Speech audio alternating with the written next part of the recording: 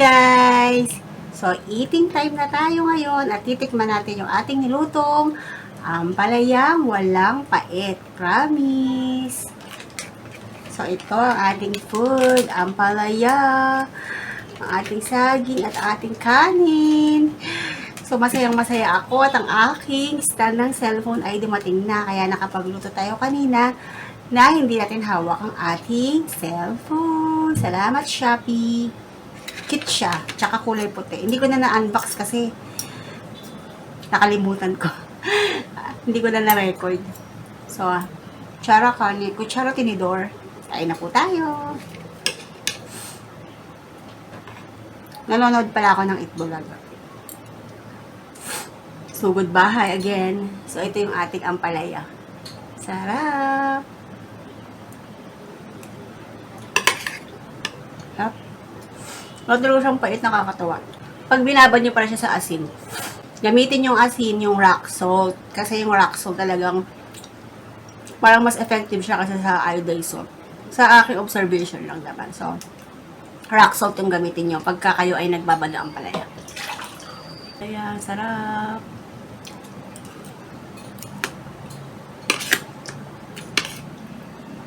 So, yung mga anak nyo, ipihikan kumain ng ampalaya. Ibabad yun sa asin para at least makain nila. Diba? May sustansya pa naman din siya kasi hindi naman talaga totally nawala lahat. Na-lessen lang. Pero, makakain na siya ng mga ano.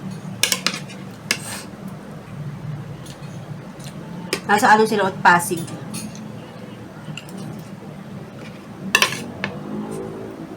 Babae na bunot na ano, sugod bahay. Pasay. Ay, isang araw pala, Pasig pala yun.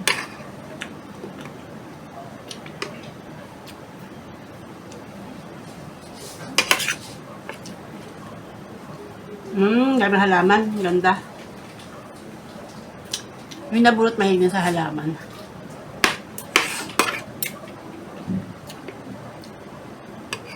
Ganda kasi sa bahay pag meron kang mga halaman, tapos mga namumulaklak.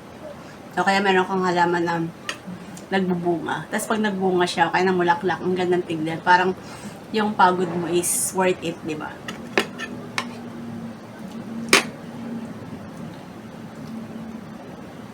Ayaw pala sila ng asawa niya. Sumakabilang bahay yung asawa niya.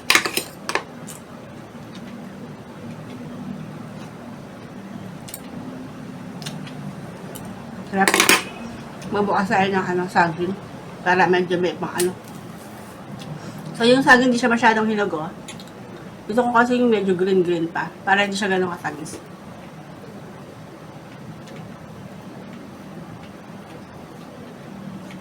Saging.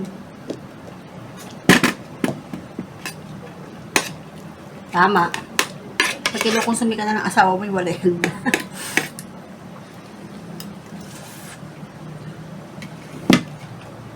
Natin yung camera. Nakakatuwa talaga itong stand ko.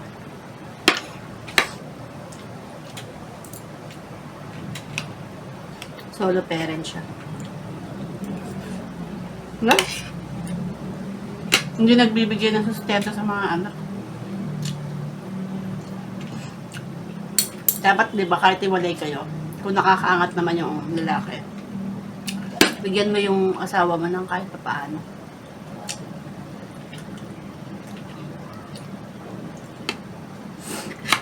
Kaya ano dami natatakot mag-asawa. Yan yung isang dahilan din. Kasi diba, pag hindi na workout yung relationship, hiwalay.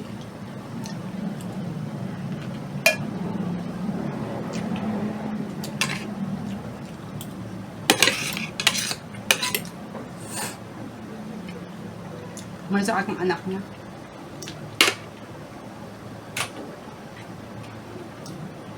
Namatay anak niya.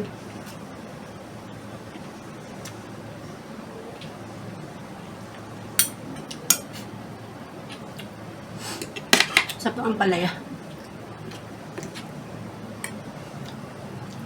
Kaya na iniisip ko kung lulutuin ko ba is ampalaya or adobong sitaw. Sabi ko dun sa anak ko, ano ba mas gusto mo? Gusto daw yung ampalaya. So, ampalaya yung niluto.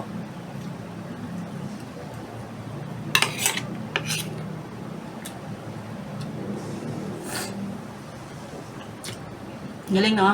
Yung anak na college na, solo parent, siya talaga yung nagsusustento. Siya yung nagbumubuhay.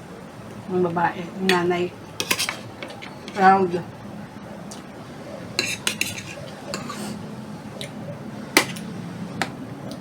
Mahirap ko yung mag-solo parent.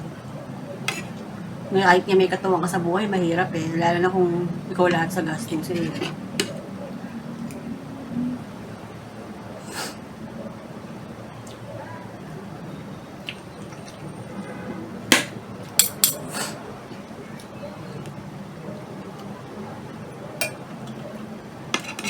Tama. Kasi nga kung solo parent ka, tapos yung anak mo pasaway pa. Diba?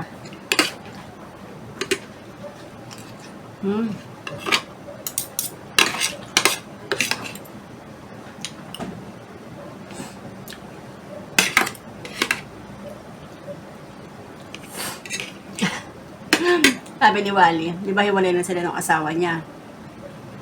Kung wala daw bang ibang nanligaw, gano'n. Sasabi ng babae, huwag na sakit daw ng ulo. Nadala.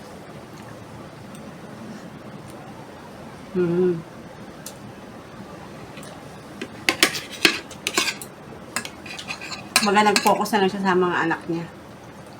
Na?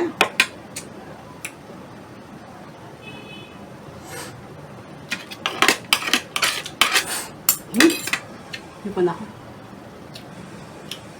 Wala man lang kaayos-ayos ah. Galing sa kalan. Nag-vlog na.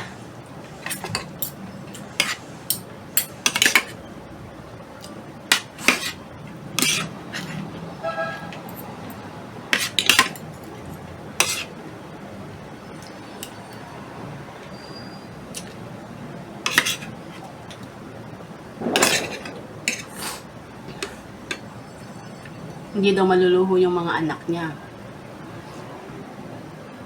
Kaya yun, kahit mag-isa lang siya, hindi siya masyadong problemado.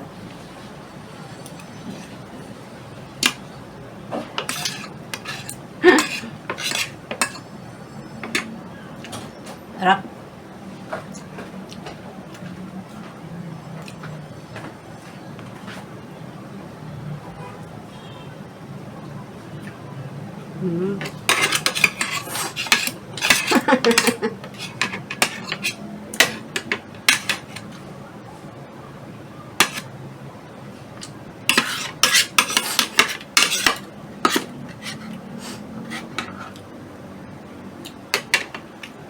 Last na. Bus na. May sipon din daw.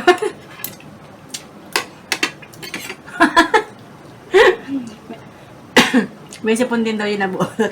Kaya mahina yung boses niya.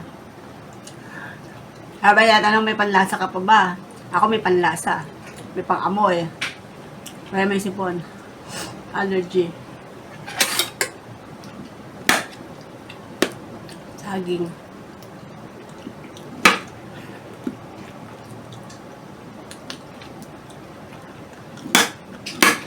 Galing. December 24 yung birthday niya. Tamang-tamang na bunot ka.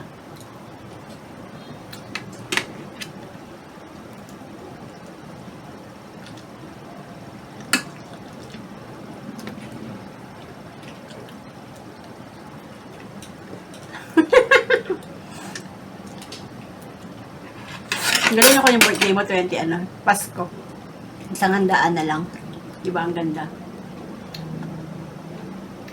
Naubos ko na yung aking lunch for today. Napakasarap na ampalayam, walang pait. Promise. So, hanggang dito na lang. Don't forget to subscribe, to like, para ma-monetize agad ang ating second channel. Thank you for watching. Bye!